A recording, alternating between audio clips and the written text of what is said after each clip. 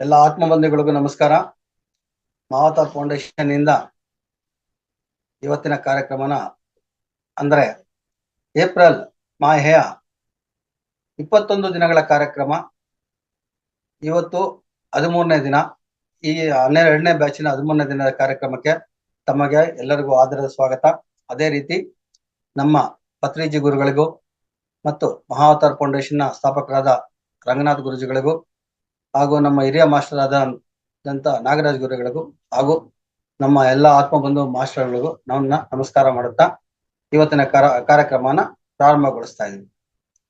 ಮೊದಲಿಗೆ ಒಂದು ಒಳ್ಳೆಯ ಮಾತು ಅಂದ್ರೆ, ನಮ್ಮ ಜೀವನದ ಬಗ್ಗೆ ಹೇಳ್ಬೇಕಾದ್ರೆ ಮಾನವ ಜೀವನ ತುಂಬಾ ಅತಿ ಮುಖ್ಯವಾದಂತ ಜೀವನ. ಈ ಜೀವನವನ್ನು ನಾವು ಸದುಪಯೋಗ ಪಡಿಸ್ಕೊಳ್ಬೇಕಾದ್ರೆ ಒಳ್ಳೊಳ್ಳೆ ಕಾರ್ಯಕ್ರಮಗಳನ್ನ ನಾವು ಮಾಡ್ತಾ ಬರ್ಬೇಕು. ಮನುಷ್ಯ ಹುಟ್ಟಿದ ತಕ್ಷಣ ಬಾಲ್ಯದಲ್ಲಿ ಬರೀ ವಿದ್ಯಾಭ್ಯಾಸಕ್ಕಾಗಿ, ಯೌವನದಲ್ಲಿ ಜ್ಞಾನಾರ್ಜನೆಗೆ ಮತ್ತು ನಾವು ಯಾವುದೇ ಎಲ್ಲಾ ಧರ್ಮ ಕಾರ್ಯಗಳಲ್ಲಿ ಭಾಗವಹಿಸುತ್ತಾ ನಮ್ಮ ಜೀವನವನ್ನು ಸದುಪಯೋಗ ಪಡಿಸ್ಕೊಳ್ಬೇಕು ಅಂತ ಹೇಳ್ತಾರೆ. ಅಂದ್ರೆ ಯಾವ ರೀತಿ ಅದರಲ್ಲಿ ನಾವು ಧ್ಯಾನಕ್ಕೆ ಸಮಯನೂ ಉಪಯೋಗಿಸ್ಕೋಬೇಕು ಅಂತ ಒಂದು ಕೇಳಿದಾಗ ಒಂದು ಮಾತು ಹೇಳ್ತಾರೆ. ಮುದಿತನ ಆವರಿಸುವುದಕ್ಕೆ ಮೊದಲು, ರೋಗ ರುಜಿನಗಳು ಪೀಡಿಸುವುದಕ್ಕೆ ಮೊದಲು, ಇಂದ್ರಿಯಗಳು ಕ್ಷೀಣಿಸುವುದಕ್ಕೆ ಮೊದಲು ನಾವು ಧ್ಯಾನವನ್ನು ಪ್ರಾರಂಭಿಸಬೇಕು ಅಂತ ಹೇಳ್ತಾರೆ. ಅದ್ರ ಅರ್ಥ ಏನು ಅಂದ್ರೆ, ನಾವು ಮುದಿತನದಲ್ಲಿ ಮಾಡೋದಾದ್ರೂ ಏನು, ಯೌವನದಲ್ಲಿ ಮಾಡೋದಾದ್ರೂ ಏನು, ರೋಗ ರುಜಿನಗಳು ಬಂದಾಗ ನಾವು ಧ್ಯಾನ ಮಾಡಕ್ ಆಗುತ್ತಾ? ಆಗೋದಿಲ್ಲ. ಅಂತ ಸಮಯನ ನಾವು ಯೌವನದಲ್ಲೇ ಮಾಡಿದ್ರೆ ಒಳ್ಳೇದಲ್ವಾ ಅಂತ ಅರ್ಥ. ಅದು ರೋಗ ರುಜಿನಗಳು ಮುದಿತನಗಳು ಆವರಿಸುವ ಮುನ್ನ, ಇಂದ್ರಿಯಗಳು ಕ್ಷೀಣಿಸುವ ಮುನ್ನವೇ ಯೌವನ ಕಾಲದಲ್ಲಿ ಜ್ಞಾನಾರ್ಜನೆ, ಧ್ಯಾನ ಸಾಧನೆಗಳನ್ನು ಮಾಡಲು, ಪುಣ್ಯಕಾರಗಳನ್ನು ಮಾಡಲು ಒಳ್ಳೆಯ ಸಮಯ. ಇಂತಹ ಸಮಯವನ್ನು, ಇಂತಹ ಸದಾವಕಾಶವನ್ನು ಸಕ್ರಮವಾಗಿ ಸದ್ವಿನಿಯೋಗ ಮಾಡಿಕೊಂಡು ಆತ್ಮಜ್ಞಾನಕ್ಕಾಗಿ ದೃಢವಾಗಿ ಪ್ರಯತ್ನಿಸಿ ಮಾನವ ಜನ್ಮ ಯೌವನ ಕಾಲದಲ್ಲಿ ಆರೋಗ್ಯವಾಗಿ ಇರುವ ಸಮಯ. ಆತ್ಮಜ್ಞಾನ ಮೋಕ್ಷ ಸಾಧನೆ ಸಾಧಿಸಲು ಅತಿ ಉಪಯುಕ್ತವಾದ ಸಮಯ ಅಂತ ಹೇಳ್ತಾರೆ.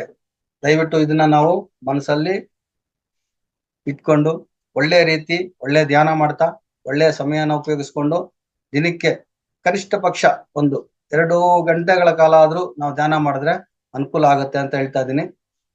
ಈಗ ನಾವು ಧ್ಯಾನಕ್ಕೆ ಪ್ರಾರಂಭಿಸೋದು ಮೊದಲು ಎಲ್ಲರೂ ತಮ್ಮ ಆಸನದಲ್ಲಿ ಸರಿಯಾಗಿ ಅಂದ್ರೆ ಸುಖಾಸನದಲ್ಲಿ ಕೂತ್ಕೊಳ್ಳಿ. ಚೇರ್ ಮೇಲೆ ಕೂತಿರೋರು 2 ಕಾಲುಗಳನ್ನ ಈ ರೀತಿ ಕ್ರಾಸ್ ಮಾಡಿ ಕೂತ್ಕೊಳ್ಳಿ. ಮತ್ತೆ ಧ್ಯಾನಕ್ಕೆ ಕೂತ್ಕೊಳ್ಳೋಕ್ ಮೊದಲು 1 ಗ್ಲಾಸು ನೀರು ಕುಡಿರಿ, ಉಪಯುಕ್ತವಾಗ್ತದೆ. ಅದಾದ್ಮೇಲೆ ನಮ್ಮ ಕೈಗಳನ್ನ ಎರಡೂನು ಜೋಡಿಸ್ಕೋಬೇಕು. ದಯವಿಟ್ಟು ಕನ್ನಡಕ ಇದ್ರೆ ತೆಗೆದು ಪಕ್ಕಕ್ಕಿಡಿ. ಕನ್ನಡಕ ಇದ್ರೆ ತೆಗೆದು ಪಕ್ಕಕ್ಕಿಡಿ. 2 ಕೈಗಳನ್ನ ಒಂದಕ್ಕೊಂದು ಸೇರಿಸ್ಕೊಂಡು ಈಗ ನಾವು ಧ್ಯಾನಸ್ಥರಾಗಬೇಕು.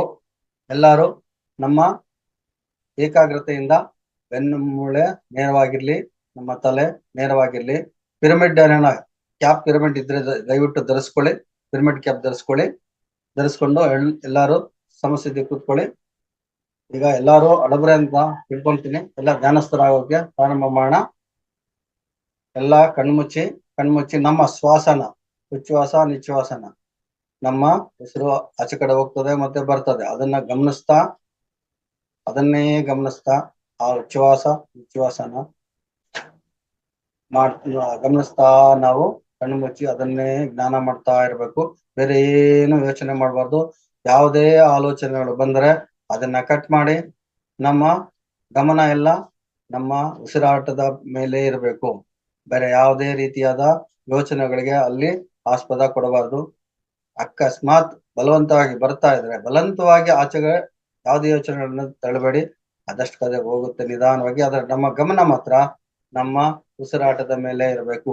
ನಮ್ಮ ಮೂಗಿನ ತುದಿಗೆ ಗಮನವನ್ನು ಹರಿಸುತ್ತಾ ಆ ಒಳಗೆ ಹೋಗುವ ಮತ್ತೆ ಹೊರಗೆ ಬರುವ ಆ ಉಸಿರಾಟವನ್ನು ಗಮನಿಸುತ್ತಾ ಧ್ಯಾನಸ್ಥರಾಗಿ ಯಾವುದೇ ಶಬ್ದಗಳಿಗೆ, ಯಾವುದೇ ಗಲಾಟೆಗಳಿಗೆ ನಿಮ್ಮ ಮನಸ್ಸನ್ನು ಆಚೆಗೆ ಬಿಡಬೇಡಿ. ಎಲ್ಲರೂ ಮೌನವಾಗಿ ಧ್ಯಾನಸ್ಥರಾಗಿ. ಅವನ ಮೇಡಮ್ ಅವರ ಮ್ಯೂಸಿಕ್ ಹಾಕ್ತೀರಾ? ಪ್ಲೇ ಮಾಡ್ತೀನಿ ಸರ್. ಎಲ್ಲರೂ ನಾವು ಸಂಗೀತನ ಆಸ್ವಾದನೆ ಮಾಡುತ್ತಾ ಯಾವುದೇ ರೀತಿಯಾದ ಗದ್ದಲಗಳಿಗೆ ಅವಕಾಶ ಕೊಡದೆ ಕಣ್ಣು ಮುಚ್ಚಿ ಧ್ಯಾನಸ್ಥರಾಗಿ. ಮೇಡಮ್ ವೆಂಕಟ್ ಸರಿ ಕೂತ್ಕೊಳ್ಳಿ.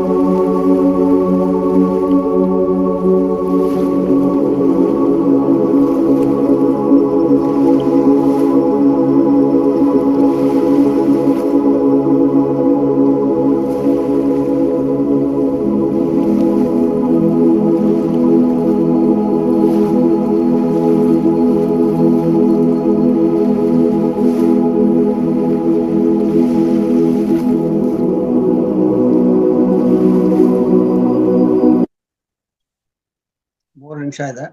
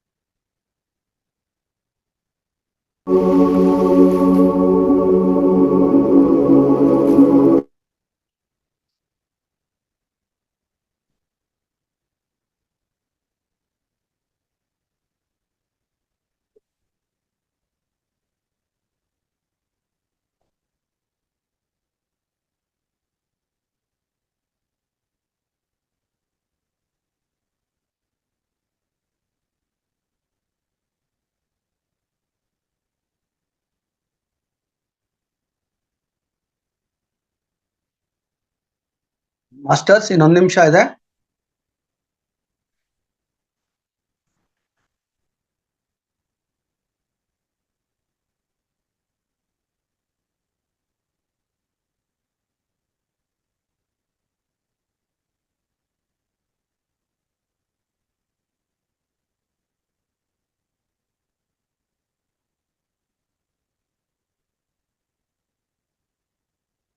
Thirty seconds.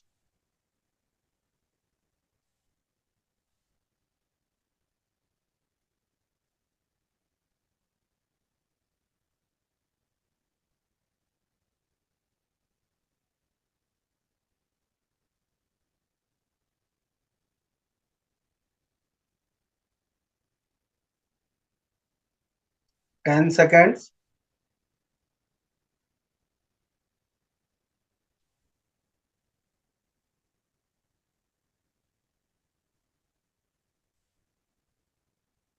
Five seconds.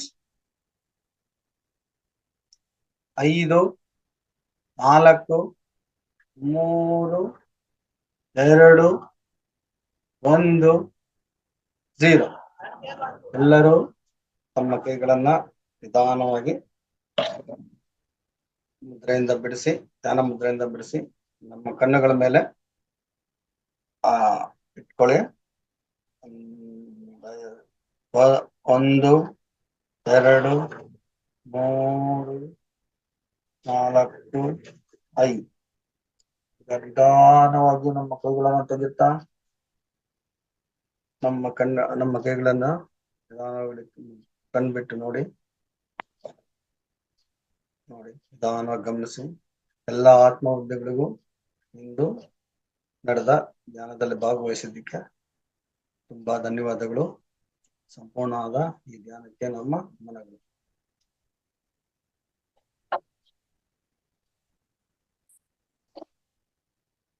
ಇವತ್ತು ದಿನದಂತೆ ದಿನಕ್ಕೊಂದು ಮುದ್ರಾ ಕಾರ್ಯಕ್ರಮದಲ್ಲಿ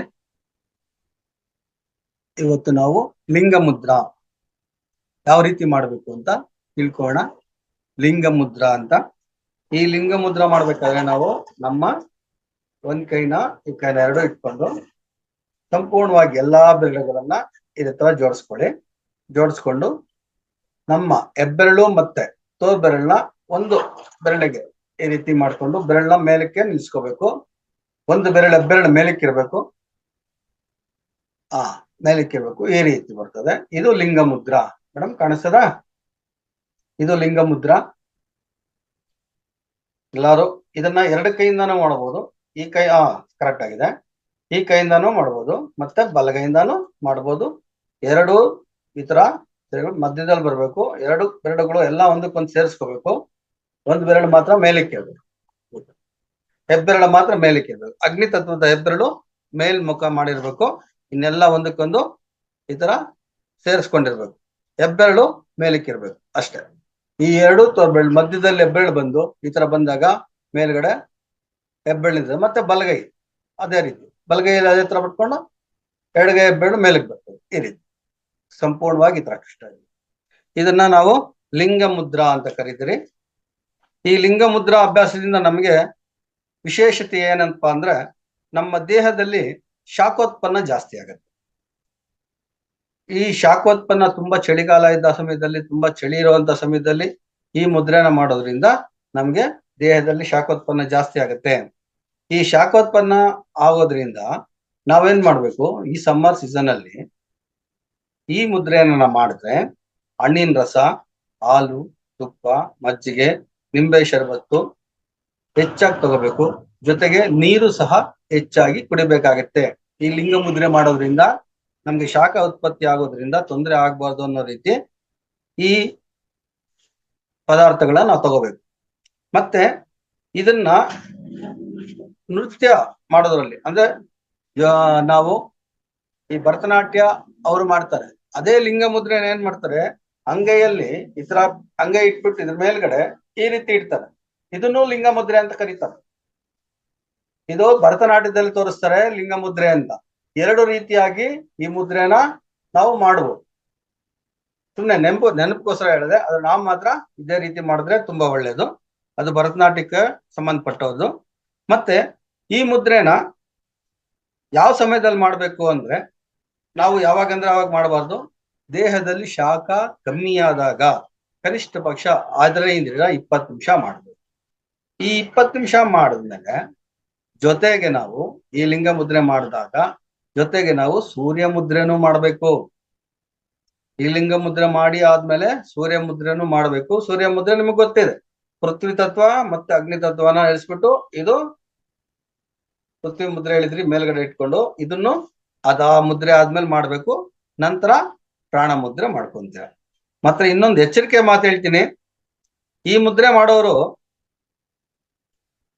ಕೆಲವರು ಮಾಡಬಾರ್ದು. ಯಾರು ಮಾಡಬಾರ್ದು ಅಂದ್ರೆ, ತಲೆ ಸುತ್ತು ಬರೋರು, ಅಲ್ಸರ್ ಇರೋರು, ಅಸಿಡಿಟಿ ಇರೋರು, ಪಿತ್ತಕಾರಕ ಕಾಯಿಲೆ ಇರೋರು ಈ ಮುದ್ರೆನ ಕಡ್ಡಾಯವಾಗಿ ಮಾಡ್ಲೇಬಾರ್ದು. ದಯವಿಟ್ಟು ತಿಳ್ಕೊಳ್ಳಿ.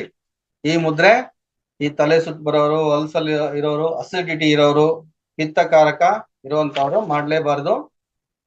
ಇನ್ನ ಬೇರೆಯವ್ರಿಗೆ ಈ ಮುದ್ರೆ ತೊಂದರೆ ಏನು ಕೊಡೋದಿಲ್ಲ. ಚಳಿಗಾಲದಲ್ಲಿ ತುಂಬಾ ನಮ್ಗೆ ಉಪಯುಕ್ತವಾದಂತ ಮುದ್ರೆ. ಇನ್ನೊಂದೇನಂದ್ರೆ, ಈ ಮುದ್ರೆ ಮಾಡೋದ್ರಿಂದ ನಮ್ಗೆ ಶೀತಕಾರಿ ಕಾಯಿಲೆಗಳು ತೊಂದರೆ ನಿವಾರಣೆ ಆಗುತ್ತೆ. ನೆಗಡಿ, ಕೆಮ್ಮು, ಶೀತ, ಉಬ್ಬಸ ಇಂತ ಇರೋರೆಲ್ಲಾನು ಈ ಮುದ್ರೆ ಮಾಡೋದ್ರಿಂದ ತುಂಬಾ ಬೇಗ ಗುಣಮುಕ್ತರಾಗುತ್ತಾರೆ. ಆಮೇಲೆ ನಮ್ಮ ದೇಹದಲ್ಲಿ ಶಾಖ ಉತ್ಪತ್ತಿ ಆಗೋದ್ರಿಂದ ಕೊಬ್ಬಿನಾಂಶ ಕರಗಿ ಅದು ನಮ್ಮ ದೇಹಕ್ಕೆ ಹೆಚ್ಚು ಶಕ್ತಿ ಕೊಡುವಂತ ಕೆಲಸನು ಈ ಮುದ್ರೆ ಮಾಡುತ್ತೆ. ನಮ್ಮ 5 ಬೆರಳುಗಳನ್ನು ನಾವು ಒಂದು ರೀತಿ ಈ ತರ ಮಡಚ್ಕೊಂಡಿರೋದ್ರಿಂದ ಇದರಿಂದ ನಮ್ಗೆ ಈ ಥೈರಾಯ್ಡ್ ಸಮಸ್ಯೆ, ಪ್ಯಾರಾಥೈರಾಯ್ಡ್, ಪಿತ್ತಕೋಶ ಇವುಗಳನ್ನ ಒತ್ತಡ ಹೆಚ್ಚಾಗಿ ಕಾರ್ಯಚಟುವಟಿಕೆ ಅನುಕೂಲ ಆಗುತ್ತೆ ಈ ಮುದ್ರೆಯಿಂದ. ಮತ್ತೆ ಗಂಟಲು, ಆಮೇಲೆ ಗಂಟಲು ನೋವು, ಕುತ್ತಿಗೆ ನೋವು ಇದರಿಂದ ನಿವಾರಣೆ ಆಗುತ್ತೆ. ಶೀತ ಸಂಬಂಧಿ ಕಾಯಿಲೆಗಳು ಸಂಪೂರ್ಣವಾಗಿ ನಿವಾರಣೆ ಆಗುತ್ತೆ.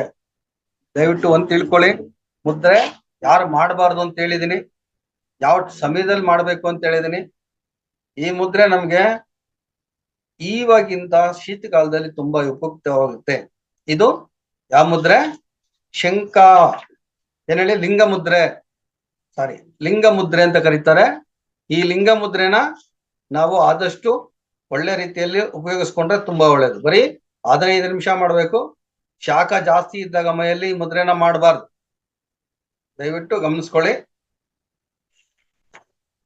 ಆಮೇಲೆ ಮುದ್ರೆ ಆದ ತಕ್ಷಣ ನಾವು ಇನ್ನೊಂದು ಮುದ್ರೆ ಮಾಡ್ಬೇಕು. ಯಾವ ಮುದ್ರೆ ಹೇಳಿದೆ?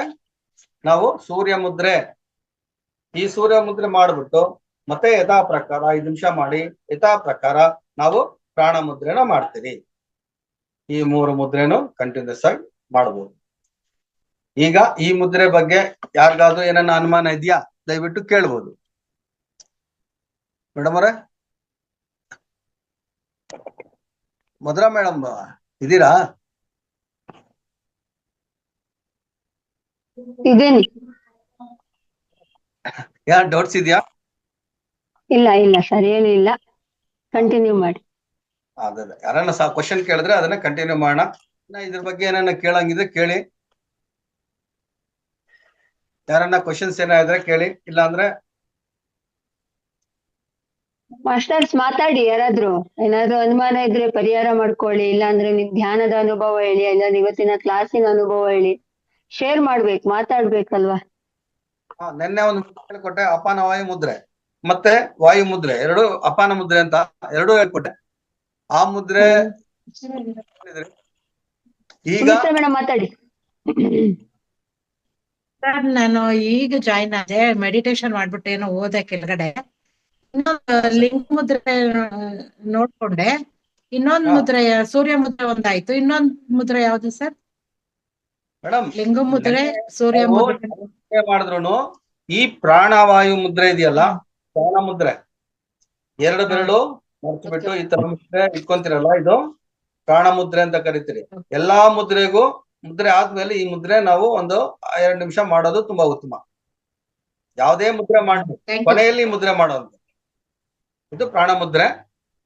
ಇದಕ್ಕೆ ಮುಂಚೆ ಲಿಂಗ ಮುದ್ರೆ ಮಾಡಿದಾಗ ನಾವೇನ್ ಮಾಡ್ಬೇಕು, ಸೂರ್ಯ ಮುದ್ರೆ ಮಾಡ್ಬೇಕು. ಸೂರ್ಯ ಮುದ್ರೆ ಅಂದ್ರೆ ಈ ರೀತಿ ಬರ್ತದೆ. ಪೃಥ್ವಿ ತತ್ವನ ನಾವು ಅಗ್ನಿ ತತ್ವದ ಮುಂಭಾಗದಲ್ಲಿ ಇಟ್ಟು ಈ ತರ ಪ್ರೆಸ್ ಮಾಡ್ಕೋಬೇಕು. ಇದು ನಮ್ಗೆ ಸೂರ್ಯ ಮುದ್ರೆ ಅಂತ ಕರಿತೀವಿ. ಲಿಂಗ ಮುದ್ರೆ ಆದ್ಮೇಲೆ ಇದನ್ನ ಮಾಡ್ಬೇಕು. ಯಾಕಂದ್ರೆ ದೇಹದಲ್ಲಿ ಹೆಚ್ಚಾಗಿ ಶಾಖೋತ್ಪನ್ನ ಆಗುತ್ತೆ. ಆ ಶಾಖೋತ್ಪನ್ನ ಆಗೋದ್ರಿಂದ ಅದಕ್ಕೆ ಸಮವಾಗಿ ನೋಡ್ಕೊಳ್ಳೋದಕ್ಕೋಸ್ಕರ ಮಾಡಬೇಕು. Thank you sir. Okay madam, ಇನ್ನೇನ ಡೌಟ್ಸ್ ಇದೆಯಾ? ಸರ್ ಇದು ಎಷ್ಟೊತ್ ಮಾಡ್ಬೇಕು ಪ್ರಾಣ ಮುದ್ರೆ? ಮೇಡಮ್ ಪ್ರಾಣ ಮುದ್ರೆ ನಾವು 5 ಮಿನಿಟ್ಸ್ ಮಾಡಿದ್ರೆ ಸಾಕು. ಇದು ನೆಕ್ಸ್ಟ್ ಮೇಡಮ್ ಲಿಂಗ ಮುದ್ರೆ ಆದ್ಮೇಲೆ ವಾಯು ಅದು ಸೂರ್ಯ ಮುದ್ರೆ ಅಂತಾರಲ್ಲ, ಅದೆಷ್ಟೊತ್ ಮಾಡ್ಬೇಕು? ಅಷ್ಟೇ ಮೇಡಮ್, ಅದು ಸೂರ್ಯ. ಯಾಕಂದ್ರೆ ಇದಕ್ಕೆ ಪ್ರತಿಯಾಗಿ ನಾವು ಅದ್ ಮುದ್ರೆ ಮಾಡಿದ ತಕ್ಷಣ ಆ ಜಲತತ್ವನ ಪೃಥ್ವಿ ತತ್ವನ ನೋಡೋದಕ್ಕೋಸ್ಕರ ನಾವು ಒಂದ್ 3 ನಿಮಿಷ 4 ನಿಮಿಷ ಮಾಡ್ಬೋದು. 3 ನಿಮಿಷ. ಸರಿ ಸರಿ. ಆದ್ರೆ ಈ ಲಿಂಗ ಮುದ್ರೆ ಯಾವಾಗಂದ್ರೆ ಅವಾಗ ಮಾಡ್ಬಾರ್ದು, ಎಲ್ಲಾ ಸಮಯದಲ್ಲೂ ನಾವು ಮಾಡಕ್ ಹೋಗ್ಬಾರ್ದು. ಆದ್ರೆ ದೇಹದಲ್ಲಿ ಶಾಖ ಕಮ್ಮಿ ಆದಾಗ ಮಾತ್ರ ಮಾಡ್ಬೇಕು. ಜೊತೆಗೆ ಪಿತ್ತಕಾರದವ್ರು ಮಾಡ್ಬಾರ್ದು ಅಂದ್ರೆ, ಪಿತ್ತಕಾರ ತುಂಬಾ ಇರೋರು ಏನ್ ಮಾಡ್ಬೇಕು? ಒಂಥರ ಈ ಸಮ್ಮರಿಗೆ ತಲೆ ಸುತ್ತು ವಾಮಿಟ್ ಬೇರೆ ಮುದ್ರೆ, ಅವ್ರಿಗೆ ಬೇರೆ ಮುದ್ರೆ ಇದೆ, ಅದ್ ಇನ್ನೊಂದ್ಸರಿ ಹೇಳ್ತೀನಿ ನಾನು. ಅಲ್ಸರ್ ಇರೋರು, ಅಸಿಡಿಟಿ ಇರೋರು, ತಲೆ ಸುತ್ತು ಬರೋರು ಈ ಮುದ್ರೆನ ಮಾಡಬಾರ್ದು, ಲಿಂಗಕಾರ ಮುದ್ರೆ. ಯಾಕಂದ್ರೆ ಅದು ಶಾಖ ಜಾಸ್ತಿ ಆದಾಗ ಆ ಪಿತ್ತ ಜಾಸ್ತಿ ಆಗುತ್ತೆ, ತಲೆ ಸುತ್ತು ಬರೋದು ಜಾಸ್ತಿ ಆಗುತ್ತೆ, ಅಸಿಡಿಟಿನೂ ಜಾಸ್ತಿ ಆಗುತ್ತೆ, ಎದೆ ಉರಿ ಎಲ್ಲ ಜಾಸ್ತಿ ಆಗುತ್ತೆ. ಅದರಿಂದ ಇದು ಮಾಡಬಾರ್ದು ಅಂತ ಹೇಳ್ತೀವಿ. ಡೌಟ್ಸ್ ಇದೆಯಾ ಇದಕ್ಕೆ? ನಮಸ್ತೆ ಸರ್. ಹೇಳಿಮ್ಮ. ಹ್ಯಾಂಡ್ ರೈಸ್ ಮಾಡಿದ್ದೆ, ಕರೀಲಿಲ್ಲ. ಸರ್ ನನಗೆ ಏನಪ್ಪಾ ಅಂದ್ರೆ ಒಂದು ಡೌಟ್, ಜೊತೆಗೆ ಅದು ಒಂದು ರೀತಿನೇ ಅಂತ ಅನ್ಸುತ್ತೆ ನಾನು ಹೇಳೋದು. ಏನಪ್ಪಾ ಅಂದ್ರೆ ಲಿಂಗ ಮುದ್ರೆನ ನೀವ್ ಹೇಳಿದ್ರಲ್ಲ ಸರ್, ಅದೇ ಯಾವಾಗ ಅಂದ್ರೆ ಅವಾಗ ಮಾಡ್ಬಾರ್ದು ಅಂತ ಹೇಳ್ಬೋದು. ಬೆಳಗ್ಗೆ ಅಥವಾ ಸಾಯಂಕಾಲ ಮಾಡ್ಬೋದು. ಅದ್ರಲ್ಲೂ ನೀವು ಯಾವ ಕೈಯಲ್ಲಾದ್ರೂ ಮಾಡ್ಬೋದು ಅಂತ ಹೇಳಿದ್ರಲ್ಲ ಸರ್, ಅದು ಸರಿನಾ ಅಂತ ಅನ್ನಿಸ್ತು. ಯಾವ ಕೈಯಲ್ಲಿ ಅಂದ್ರೆ, ನಾವು ಪ್ರತಿಯೊಂದು ಮುದ್ರೆಗಳು ಮಾಡ್ಬೇಕಾದ್ರೂ 2 ಕೈಯಿಂದಾನು ಸಮನಾಗಿ ಮಾಡ್ತೀವಿ. ಈಗ ನಾವು ಲಿಂಗ ಮುದ್ರೆ ಅಂದ್ಬಿಟ್ಟು ಎಡಗೈಲಿ ಮಾಡ್ಬಾರ್ದು, ಬಲಗೈಯಲ್ಲೇ ಮಾಡ್ಬೇಕು ಅನ್ನೋದೆಲ್ಲ. ಮುದ್ರೆ ಅಂದ ತಕ್ಷಣ 10 ಬೆರಳು ನಮ್ಗೆ ಸಮಾನ. ಅದರಿಂದ ಈಗ ಈ ಕೈ ಹಿಂಗ್ ಜೋಡಿಸ್ಕೊಂಡಾಗ 2 ಬೆರಳು ಈ ತರ ರೋಲ್ ಆದಾಗ ಈ ಹೆಬ್ಬೆರಳು ಮೇಲಕ್ಕೆ ಬರ್ತದೆ. ಇದು ನಾವು ದೇಹಕ್ಕೋಸ್ಕರ ಮಾಡುವಂತದ್ದು. 2 ಕಡೆನೂ ಸಮವಾಗಿರ್ಬೇಕು. ಆಮೇಲೆ ಬಲಗಡೆ ಹೆಬ್ಬೆರಳು ಮೇಲಕ್ಕೆ ಬಂದಾಗ ಈ ರೀತಿ ಬರ್ತದೆ, ಹೆಬ್ಬೆರಳು ಮೇಲಕ್ಕೆ. ಹೌದಾ? ನಮಗೆ 2 ಕಡೆನೂ ಬ್ಯಾಲೆನ್ಸ್ ಆಗ್ಬೇಕು. ಇದು ಎಡ ಬಲ ಅನ್ನೋದೇನು ಇಲ್ಲ, 2 ಸಮವಾಗಿ ಮಾಡೋದ್ರಿಂದ 2 ಕೈಯಿಂದನೂ ಮಾಡ್ಬೋದು ಲಿಂಗ ಮುದ್ರೆನ ಅಂತ ಹೇಳಿ. ಮತ್ತೆ ನಾಟ್ಯದವ್ರು ಮಾಡಿದಾಗ ಅವ್ರು ಮಾತ್ರ ಬಲಗೈ ಮೇಲಕ್ಕೆ ತಗೊಂತಾರೆ, ಎಡಗೈ ತಳ ಇಟ್ಕೊಂತಾರೆ. ಇದು ಅವ್ರು ಮಾಡುವಂತದ್ದು ನಾಟ್ಯಶಾಸ್ತ್ರದಲ್ಲಿ ಮಾತ್ರ. ಆದ್ರೆ ನಾವು ಮುದ್ರಾ ಥೆರಪಿಯಲ್ಲಿ ಬಂದಾಗ 2 ಕೈಯಿಂದನೂ ಮಾಡ್ಬೋದು. ನಮಗೆ ಹೇಳ್ಕೊಟ್ಟಿದ್ರು ಸರ್, ನಾನು ಕಲ್ತಾಗ ಅದೇ ನಾವು ಎಡಗೈ ಹೆಬ್ಬೆರಳು ಮೇಲಿರ್ಬೇಕು ಅಂತ ಹೇಳಿದ್ರು. ಯಾಕೆ ಅಂತಂದ್ರೆ ಅದು ಪಾನ್ ಅಂತ ಇರುತ್ತಲ್ವಾ, ಅದು ಲಿಂಗಕ್ಕೆ ನಾವು ಅಭಿಷೇಕ ಮಾಡಿದಾಗ ಅಲ್ಲಿ ಬಲಗಡೆಗೆ ನೀರು ಹೋಗ್ಬೇಕು. ಯಾವಾಗ್ಲೂ ನಾವು ಅಭಿಷೇಕ ಮಾಡ್ತೀವಿ ಅಂತ ಇಟ್ಕೊಳ್ಳಿ, ಆವಾಗ ಬಲಗಡೆಗೆ ಹೋಗ್ಬೇಕು ಅಂತಂದ್ರೆ ಎಡಗೈ ಹೆಬ್ಬೆರಳು ಮೇಲಿರ್ಬೇಕು. ನಾವು ಅಭಿಷೇಕ ಮಾಡಿದ್ರೆ ಯಾವಾಗ್ಲೂ ಎಡಕ್ ತಳ್ಳಲ್ಲ, ಬಲಗಡೆ ತಳ್ಳೋದಕ್ಕೆ ಹಿಂಗೆ ಈ ಕಡೆಗೆ ಅದಿರ್ಬೇಕು ಅಂತ ಹೇಳ್ಕೊಟ್ಟಿದ್ರು. ಅದಕ್ಕೆ ನಾನು ಎಡಗೈ ಹೆಬ್ಬೆರಳೆ ಮೇಲೆ ಇಟ್ಕೋಬೇಕು ಅಂತ. ಮೇಡಮ್, ಅದು ಅಭಿಷೇಕ ನಾವು ಮಾಡ್ತೀರಿ, ಲಿಂಗ ನೀರ್ ಹಾಕ್ತಿರಿ ಮಾಡ್ತೀರಿ. ಇಲ್ಲಿ ಅಭಿಷೇಕ ಮಾಡಲ್ಲ, ನೀರು ಹಾಕೋದಿಲ್ಲ, ಜಪಾನು ಮಾಡಲ್ಲ. ಇದು ನಾವು ದೇಹಕ್ಕೋಸ್ಕರ ಮಾಡ್ಕೊಳುವಂತ ಮುದ್ರಾ ಚಿಕಿತ್ಸೆ. ಇದು ಮುದ್ರಾ ಚಿಕಿತ್ಸೆ ಮಾಡಿದಾಗ 2 ಕಡೆನೂ ಬ್ಯಾಲೆನ್ಸ್ ಆಗಿರ್ಬೇಕೆ ಹೊರತು ಒಂದೇ ಕಡೆ ಇರ್ಬಾರ್ದಲ್ವಾ? ಅಂದ್ರೆ ಹಾ. ನನಗೇನಪ್ಪ ಯಾವಾಗ್ಲೂ ನಾವು ಲಿಂಗ ಅಂತ ಗಮನಿಸ್ಕೊಂಡು ನಮ್ಮ ಗಮನಕ್ಕೆ ತಗೋಬೇಕು ಅಂದಾಗ ಬಲಗಡೆಗೆ ಇರ್ಬೇಕು ಅಂತ ಹೇಳ್ಕೊಟ್ಟಿದ್ರು. ಇರ್ಬೇಕು. ಅದೇ ಧ್ಯಾನ ರೀತಿ ಮಾಡೋದು, ಲಿಂಗ ಪೂಜೆ ಮಾಡ್ತೀವಿ, ಹಂಗೆ ಇಟ್ಕೊಂಡು ಲಿಂಗ ಪೂಜೆ ಮಾಡ್ತೀವಿ, ಅದೆಲ್ಲಾನು ಅದೇ ರೀತಿ ಮಾಡ್ಬೇಕು. ಆದ್ರೆ ನಾವಿದು ಮುದ್ರಾ ಚಿಕಿತ್ಸೆ ಮಾಡುವಾಗ ಎರಡೂ ಕೈಗಳು ನಮ್ಗೆ ಸಮಾನ. ಆಯ್ತು ಧನ್ಯವಾದಗಳು ಸರ್. ನೀವ್ ಹೇಳ್ದಂಗೆ ಯಾವ್ದಾದ್ರು ಸಡನ್ ಆಗಿ ನಾವು ಕುತ್ಕೊಂಡಾಗ ಯಾವ್ದಾದ್ರು ಇಟ್ಕೋಬಹುದು, ಅದನ್ನೇ ಗಮನದಲ್ಲಿ ಇಟ್ಕೊ ಮಾಡೋದು ಬೇಡ ಅಂತ ನೀವ್ ಹೇಳ್ಕೊಟ್ರಿ. ಸರಿ ಹೋಯ್ತು ಸರ್. ಮಾಡೋದು ಒಳ್ಳೇದು, ಎರಡು ಕಡೆನೂ ಮಾಡೋದು ಅದು. ಅರ್ಥ ಆಯ್ತು ಸರ್. Balance Thank you. ಮಾಡ್ಬೇಕು. Thank you. ಹಾಗಾದ್ರೆ ಸಂಪನ್ನಗೊಳಿಸೋಣವಾ ಮಧುರಾ ಮೇಡಮ್? ಸಂಪನ್ನಗೊಳಿಸಿ ಇವತ್ತು. ಸರ್ ಮತ್ತೆ ಹೌದಾ? ನಂದು ಬೇಸಿಗೆಗೆ ಮೇಡಮ್ ಅವ್ರು ಹೇಳಿಲ್ಲ, ನಾನು ಒಂದು ಹೇಳ್ತಾ ಇದ್ದೀನಿ. ಈ ಹೇಳಿ ಬೇಸಿಗೆ ಕಾಲದಲ್ಲಿ ಅದೇ ಮಜ್ಜಿಗೆನ ಸುಮ್ನೆ ನಾವು ಬರೀ ಮಜ್ಜಿಗೆಗೆ ಒಂಚೂರು ಉಪ್ಪು ಹಾಕೊಂಡು ಕುಡಿತೀವಲ್ವಾ, ಅದ್ರ ಬದಲು ಒಂದು ಮಜ್ಜಿಗೆಗೆ ಅಂತ ಒಂದು ಪೇಸ್ಟ್ ಮಾಡಿ ಇಟ್ಕೋಬಹುದು. ಅದು ಮನೆ ಮದ್ದು ತರನೇ ನಾನು ಹೇಳ್ತಾ ಇರೋದು. ಹಾ, ಒಂದು ಸ್ಪೂನು ಮೆಂತ್ಯ, ಹಾ. ಒಂದ್ ಅರ್ಧ ಸ್ಪೂನ್ ಅಷ್ಟು ಜೀರಿಗೆ, ಒಂದು 10 ದಳಗಳು ಕರಿಬೇವಿನ ಎಲೆ, ಹ್ಮ್. ತುಪ್ಪದಲ್ಲಿ ಮನೆ ಮದ್ದು. ಸರಿ ಹಾ. ಮೇಡಮ್ ಮಾಡಿ. ಇದ್ಬಿಟ್ಟು ಅದನ್ನ ಒಂದು ಮಿಕ್ಸಿನಲ್ಲಿ ಪುಡಿ ಮಾಡ್ಕೊಂಡ್ಬಿಡೋದು, ಚೆನ್ನಾಗಿ ನೈಸ್ ಆಗಿ ಪೇಸ್ಟ್ ಪುಡಿ ಮಾಡ್ಕೊಂಡ್ಬಿಡೋದು. ಬೇಕು ಅಂದ್ರೆ ಕೊತ್ತಂಬರಿ ಇದ್ರು ಸೇರ್ಸ್ಕೋಬಹುದು, ಕರಿಬೇವು ಇಂಪಾರ್ಟೆಂಟ್. ಅದೊಂದು ಒಂದು ಸ್ಪೂನ್ ಮೆಂತ್ಯ, ಅರ್ಧ ಸ್ಪೂನ್ ಜೀರಿಗೆ, ಒಂದು 10-12 ಎಲೆ ದಳಗಳು ಕರಿಬೇವು, ಇದಿಷ್ಟನ್ನು ತುಪ್ಪದಲ್ಲಿ ಅಥವಾ ಎಣ್ಣೆನಲ್ಲಿ ಕರೆದ್ಬಿಟ್ಟು ಅದನ್ನ ಪೇಸ್ಟ್ ಮಾಡಿ ಇಟ್ಕೊಂಡು, ಮತ್ತೆ ಅದೇ ಬಾಣಲಿಗೆ 1 ಸ್ಪೂನು ಎಣ್ಣೆ ಹಾಕಿ, ಹಿಂಗು, ಸಾಸಿವೆ ಹಾಕಿ, ಈ ನಾವು ಮಾಡ್ಕೊಂಡಿರೋಂಥ ಪೇಸ್ಟ್ ನ ಹಾಕಿ ಚೆನ್ನಾಗಿ ಅದು ಹಸು ಹೋಗುವ ತನಕ ಅದನ್ನ ಬಾಡ್ಸೋದು. ಎಣ್ಣೆಲಿ ಅಥವಾ ತುಪ್ಪದಲ್ಲಿ ಬಾಡಿಸಿ ಅದನ್ನ ಒಂದು 8 ದಿನಕ್ಕೆ ಆಗುವಷ್ಟು ಎತ್ತಿ ಇಟ್ಕೊಂಡ್ರೆ, ಒಂದೇ ಸರಿ ಮಾಡಿ ಇಟ್ಕೊಂಡ್ರೆ 8 ದಿವಸ ಬೇಕಾದ್ರೆ ಇಟ್ಕೋಬಹುದು. ಒಂದ್ ಚಿಟಿಕೆ ನಮ್ಗೆ ಎಷ್ಟು ಬೇಕು, 1 ಲೋಟಕ್ಕಾದ್ರೆ ಒಂದ್ ಬೆರಳಲ್ಲಿ ಎಷ್ಟು ಬರುತ್ತೆ ಅಷ್ಟನ್ನ ತೆಗೆದು ಆ ತಿಳಿ ನೀರು ಮಜ್ಜಿಗೆ ಅಂತ ಮಾಡ್ತಾರಲ್ಲ ಆ ಮಜ್ಜಿಗೆಗೆ, ಈ ಲಸ್ಸಿ ಎಲ್ಲ ನಾವು ಹೊರಗಡೆ ಹೋಗಿ ಕುಡಿಯೋ ಬದಲು ಮನೇಲೇ ಮೊಸರು ಇದ್ದಾಗ ನಾವು ಮನೇಲೇ ತಯಾರು ಮಾಡ್ಕೊಳ್ಳಕ್ಕೆ ಇದನ್ನ 8 ದಿನಕ್ಕೆ ಒಂದ್ಸರಿ ಬಳಸ್ಕೋಬಹುದು. ಅದ್ರಲ್ಲಿ ಒಂದು ನಮ್ಗೆ ಎಷ್ಟು ಬೇಕು ಅದನ್ನ ಇಟ್ಕೊಂಡು ಸ್ವಲ್ಪ ಉಪ್ಪು ಹಾಕಿ ಅದನ್ನ ಬೇಯಿಸಿ ಇಟ್ಕೊಂಡ್ಬಿಟ್ರೆ ಫ್ರಿಜ್ ಅಲ್ಲಾದ್ರೂ ಇರ್ಬೋದು, ಈಚೆ ಇಟ್ರು ಇರುತ್ತೆ, ಅದು ಹೊರಗಡೆ ಇಟ್ರು ಒಂದ್ 8 ದಿನ ಇರುತ್ತೆ. ಅದನ್ನ ಹಾಕ್ಬಿಟ್ಟು 1 ಲೋಟ ಮಜ್ಜಿಗೆಗೆ ಒಂದು ದಪ್ಪ ಅವರೆಕಾಳಷ್ಟು ಇಷ್ಟ ಹಾಕ್ಬಿಟ್ಟು ಕಲಸಿ ಸ್ಪೂನಲ್ಲಿ ಕುಡಿದ್ರೆ ತುಂಬಾ ಚೆನ್ನಾಗಿರುತ್ತೆ. ಸ್ಮೆಲ್ಲೂ ಇರಲ್ಲ ಮಜ್ಜಿಗೆ, ಅದು ಒಂಥರ ಮಜ್ಜಿಗೆ, ಒಬ್ರು ಬರೀ ಮಜ್ಜಿಗೆ ಕುಡಿಯಕ್ಕೆ ಇಷ್ಟ ಆಗಲ್ಲ. ಜೊತೆಗೆ ಡೈಜೆಷನ್ ಪವರ್ ಇರುತ್ತೆ, ಕ್ಯಾಲ್ಸಿಯಂ ಇದ್ರೆ ಜಾಸ್ತಿ ಸಿಗುತ್ತೆ. ಯಾವಾಗ್ಲೂ ಅದನ್ನ ಸಾಮಾನು ಒಂದೇ ಸರಿ ಹದ ಮಾಡ್ಕೋಬೇಕು ಅಂತ ಇದಕ್ಕೆ ದಿಢೀರ್ ಅಂತ ತೆಗೆದು ಇಲ್ಲಿ ಬೆರೆಸ್ಕೊಂಡ್ಬಿಟ್ರೆ ನಾವು ಮಸಾಲೆ ಮಜ್ಜಿಗೆ ತಯಾರು ಮಾಡ್ಕೋಬಹುದು ಮನೇಲಿ ಅಂತ ಹೇಳಕ್ ಇಷ್ಟಪಡ್ತೀನಿ. ಹೌದು. ಈಗ ಅಂಗಡಿಗಳಲ್ಲಿ ಮಸಾಲೆ ಮಜ್ಜಿಗೆ ಅಂದ್ಬಿಟ್ಟು ಪಾಕೆಟ್ ತಗೊಂಡ್ ಕುಡಿತೀವಿ, ಅದ್ರ ಬದಲು ಒಳ್ಳೇದೇ. ಎಲ್ಲರಿಗೂ ಮಾಡುದು, ಒಂದ್ ಚೊಂಬ್ ಮಜ್ಜಿಗೆ ಇದ್ರೆ ಅದಕ್ಕೊಂದಷ್ಟು ನೀರು ಹಾಕಿ ಚೆನ್ನಾಗಿ ಎಲ್ಲ ಮನೆಯಲ್ಲೆಲ್ಲ ಕುಡಿಬಹುದು. ಈ ಬೇಸಿಗೆಯಲ್ಲಿ ಸುಮ್ಮನೆ ಬರೀ ನೀರು ಬಾಯಿ ತಣ್ಕಸ್ಕೋ ಬದಲು ಬೇಸಿಗೆನಲ್ಲಿ ತಂಪು ಪಾನೀಯ ಆಗುತ್ತೆ, ಪಾನೀಯ ತರನೇ ಇರುತ್ತೆ.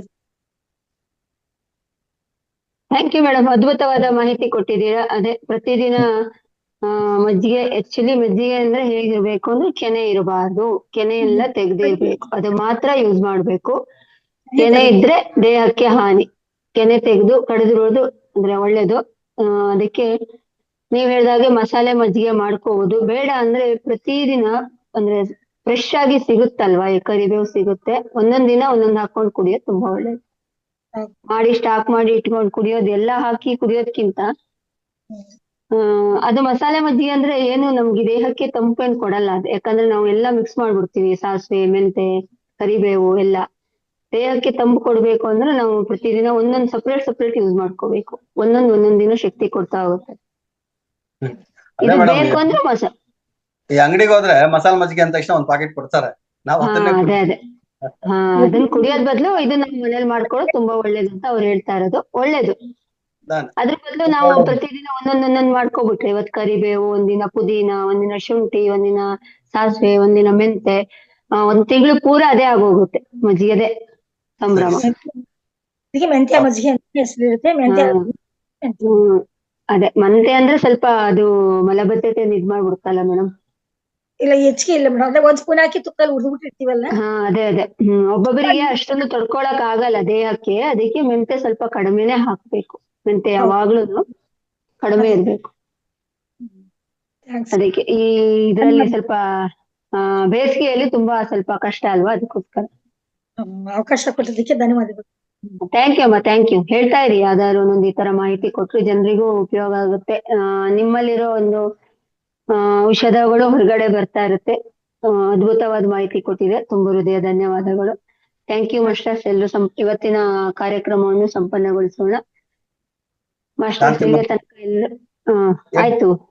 ವೆಂಕಟರಮಣ ಇಲ್ಲಿಯ ತನಕ ಎಲ್ಲರೂ ಅದ್ಭುತವಾದ ಒಂದು ಜ್ಞಾನ ಅಂದ್ರೆ ಜ್ಞಾನ ಕೊಟ್ಟಿದ್ದಾರೆ. ವೆಂಕಟರಮಣ ಸ್ಟಾರ್ಟಿಂಗ್ ಅಲ್ಲಿ ಒಂದು ಜ್ಞಾನ ಜೊತೆಗೆ ಇವತ್ತು ಧ್ಯಾನ ಮಾಡಿಸಿದ್ರು. ಧ್ಯಾನ ಜೊತೆಗೆ ಇವತ್ತು ಮುದ್ರಾದು ಹೇಳ್ಕೊಟ್ರು. ಅದ್ಭುತವಾದ ಮಾಹಿತಿ ಕೊಟ್ಟಿದ್ದಾರೆ. ನಿಮ್ಗೆಲ್ಲ ಇಲ್ಲಿಯ ತನಕ ನೀವೆಲ್ಲ ಶಾಂತ ರೀತಿಯನ್ನ ಇದೆಲ್ಲಾನು ಕೇಳಿಸ್ಕೊಂಡಿದ್ದೀರಾ. ನಿಮ್ಗೆ ತುಂಬ ಹೃದಯದ ಧನ್ಯವಾದಗಳು. ಹಾಗೆ ನಾಗರತ್ನ ಮೇಡಮ್ ಅವರಿಗೂ ಕೂಡ ತುಂಬ ಹೃದಯದ ಧನ್ಯವಾದಗಳು. ಹಾಗೆಯೇ ಮಹಾವತಾರ್ ಫೌಂಡೇಶನ್ನಿಗೂ ಕೂಡ ತುಂಬ ಹೃದಯದ ಧನ್ಯವಾದಗಳು. ಸಿಬ್ಬಂದಿ ವರ್ಗಕ್ಕೆ ಅದ್ಭುತವಾದ ಒಂದು ಮ್ಯೂಸಿಕ್ ಅನ್ನು ಅವರು ನಮ್ಗೆ ಇವತ್ತು ಧ್ಯಾನಕ್ಕೆ ಅವಕಾಶ ಮಾಡಿಕೊಟ್ಟಿದ್ದಾರೆ. ಅವರಿಗೂ ಕೂಡ ಅನಂತ ಧನ್ಯವಾದಗಳು.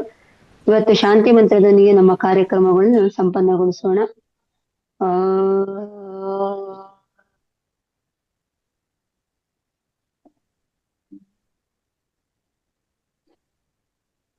ಆ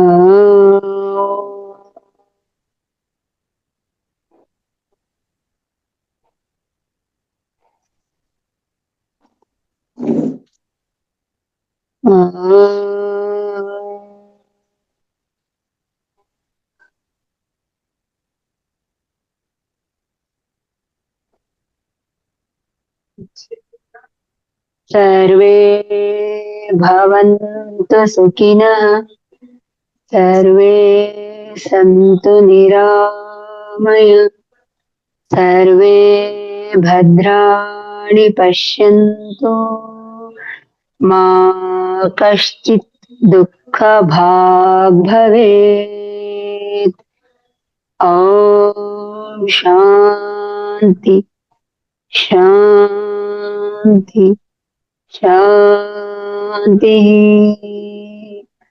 ಹರಿ ಓಂ. ಎಲ್ಲರಿಗೂ ಮತ್ತೊಮ್ಮೆ ಧನ್ಯವಾದಗಳು. Thank you.